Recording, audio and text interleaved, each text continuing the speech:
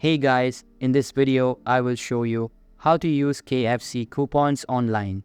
So make sure to watch the video till the very end. And let's begin. First, open up your web browser and type KFC coupon code in the search bar.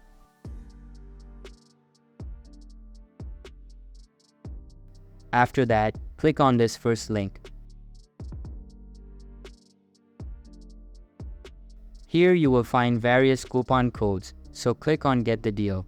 If you want to get this deal, simply click on Continue to KFC in the pop-up. After that, go back and click on this link. Now here you will see a lot of deals, so you will simply click Get the Sale here.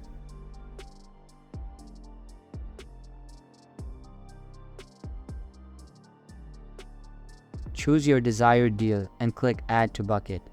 After that, select the order channel, so I am going to select delivery.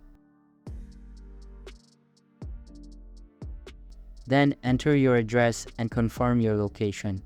After that, click on Start your order. And if you select Pickup, you can find the location by clicking the Get Direction button. So that's basically how you can use KFC coupons online. So that's all for this video. Hope you liked the video. Thanks.